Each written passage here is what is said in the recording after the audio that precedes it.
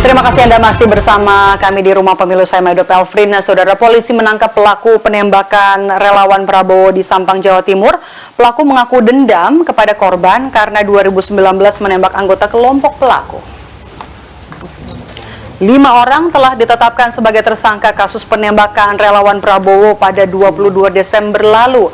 Kelompok ini, saudara, diduga dipimpin oleh kepala desa yang dendam anak buahnya ditembak korban. Dalam aksinya, tersangka menyerahkan uang 50 juta rupiah untuk biaya operasional dan eksekusi penembakan. Tersangka juga telah menyediakan uang 800 juta rupiah untuk diberikan setelah penembakan. Monitoring dan terus membantu kami untuk kita telah menetapkan 5 tersangka pelaku penembakan. Pelaku yang pertama inisial W, ini umur 36 tahun, pekerjaan sebagai kepala desa, tinggal di Ketapang Jaya, Sampang.